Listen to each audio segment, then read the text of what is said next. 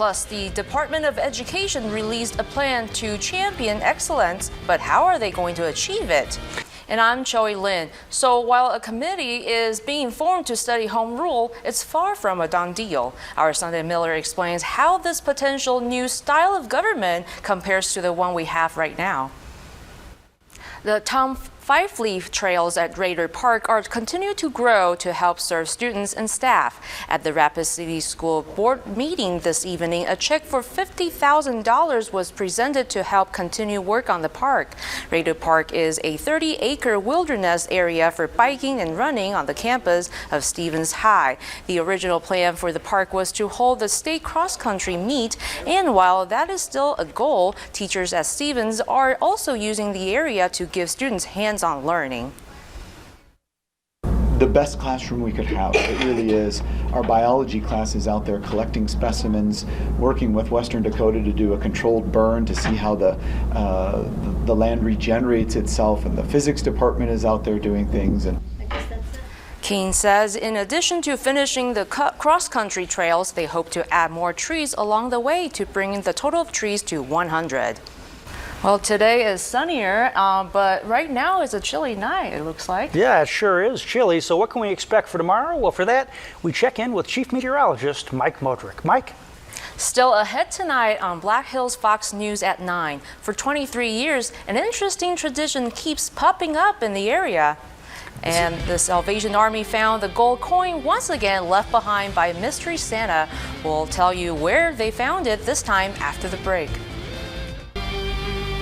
A Wisconsin State Trooper uses his sleuthing skills and technology to find a missing puppy. More on this later in the hour. It is a 23-year-old tradition for the Salvation Army here in the Black Hills. A 1-ounce gold coin again found its way into Salvation Army's red kettles during the holiday season. According to Javier Moreno, the Black Hills area coordinator for the Salvation Army, the 1-ounce coin sells for just under $1,500. The coin, which Moreno believes used to be found in the Sturgis Shopko kettle, was discovered this year in the Spearfish Walmart kettle since Shopko closed earlier this year. For those at the Salvation Army, the coin is a special Christmas gift with the anonymous donor serving as Santa. Mm-hmm. It really is. You know, you wake up Christmas morning and you're ready for that exciting brand new gift, and it's kind of that same thing, opening up the kettle and we find this gold coin. It's really exciting. Moreno says they got 2 silver coins this year as well, and the 3 donations will go a long way to reaching their fundraising goal. This article. The CARE campus hosts their second toy drive with the gifts being donated to kids at Youth and Family Services. On Sunday, CARE campus staff sent an email to Pennington County officials and the police department asking them to donate toys to the Addiction Treatment Center. People donated toys for children between the ages of 3 to 5 years old. Last year, 76 were collected, and this year they've already surpassed that. One family even donated 15 toys this year. Torian Webb from the CARE campus says a simple gift can mean the world to a child. We wanted to basically give back to our community.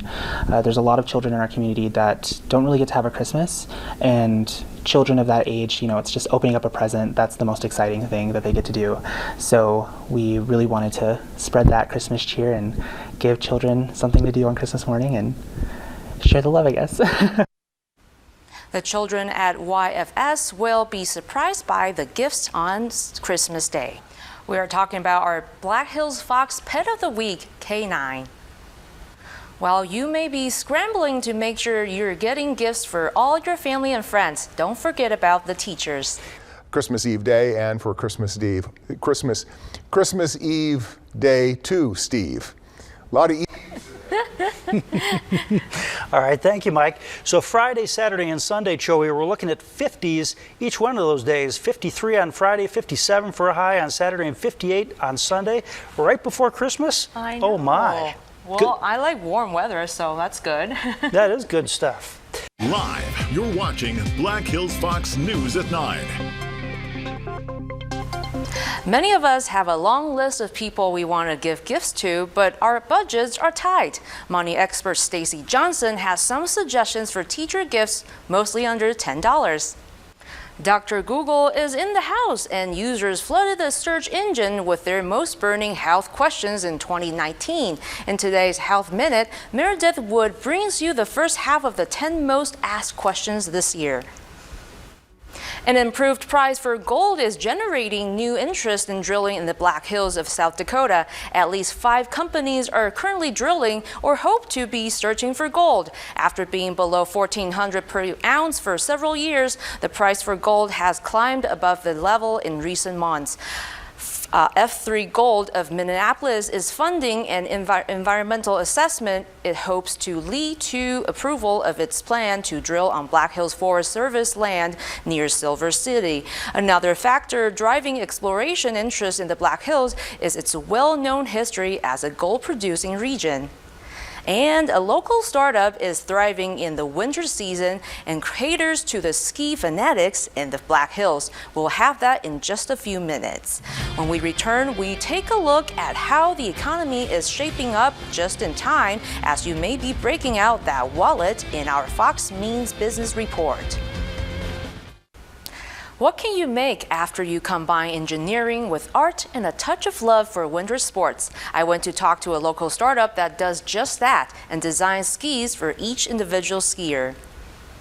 Putting on safety glasses, dust mask, and muffs inside a small office, this is Doug Bashand. His startup company, Full Send, tailor-makes and designs skis just for you. Mine are a little more customizable, so basically, instead of trying to pick out which pre-manufactured ski you like the best, you can figure out kind of basically testing out and deciding, how can we build the ski to fit you as opposed to how can you kind of fit the ski.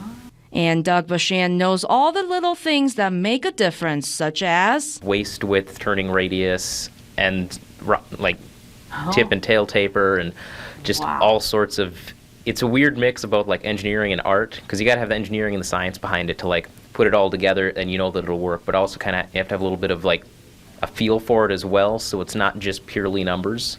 Bashand is actually from Pierre, where there's no slope to ski back home, so he actually didn't even get into skiing until senior year in high school. But once he did, he says he's got bit by the ski bug. It's very relaxing because it's how much do you want to push yourself? How much do you want to go against the mountain? How much do you want to try to get way better, jump farther, ski faster, ski better, improve your form? It's all kind of about self-improvement. He also realized all his money saved for video games ended up going to skiing. I just finally decided, you know what? I think I like a lot of the skis that I bought, but I think I can build kind of the perfect combination of all of them. And his major at School of Mines also taught him how to manufacture things more effectively and safely. His office is actually inside the school's Ascent Innovation Center, where he can build this startup right here in the Black Hills, where his passion belongs. I don't think they're ever going to get me back into Pierre, just because there's not really a whole lot of mountains around there. It's a little flat. Bashand is also planning on getting his young cousin to come out here to work for this company. He freehand draws all of these, and I believe he's still planning on going to School of Mines, which is great because it'll be a short commute for him to work. Cool. From cutting the wood to hand-drawing designs, Doug Bashand and his startup company wants to bring all skiers the love that he found in the Black Hills. In Rapid City, I'm Choi Lin, Black Hills Fox News. Why you may not get holiday cards this year, Fox Business correspondent Connell McShane has this story and more in tonight's Fox Means Business Report. Coming up after the break, we'll take a look back at the top plays of the week in this week's Fox's Finest. And both Black Hills State and South Dakota School of Mines football programs had monumental days today. Those stories and more when we come back with Black Hills Fox Sports. Big football game tonight. Big win for New Orleans. New Orleans picked up an easy win, and Drew Brees became the NFL's all-time leading touchdown passer tonight. That's a big milestone. Yeah, huge. I mean, obviously, the era is a little different, a little easier to pick up those touchdown passes these days, but still one of the all-time greats there. Absolutely. All right, a final look at weather and your entertainment news when we come back. The much anticipated Frozen 2 hits $1 billion, and John Boyega on Star Wars returns, while Taylor Swift set to headline Glastonbury. Movie and music news now. Here's David Daniel with the Hollywood Minute. That's a lot of money. $1 billion. 45th film ever to top $1 billion for Frozen 2. It's a fair amount. That's a fair amount. It's like what Mike makes in a year, right? Yes, it is. There's that per month. In 1 Hiding week. my money in the Caymans is getting harder and harder and harder. 45 films have done that. Hard to believe. Yeah. $1 billion is a lot of money. Previously, Disney had been the only studio to have even $4 billion movies in 1 year. Another likely $1 billion movie, perhaps, Star Wars: The Rise of Skywalker. Yeah. I'm having trouble getting into the new Types. characters. You know, call me old-fashioned. I'm kind of with you. I mean, I love the first three. The middle three don't even exist to me. These ones aren't bad, though. I mean, I like them. They're fine. okay. They're fine. I miss Han Solo. Harrison Ford. There you go. Have a good night. We'll see you back here again tomorrow.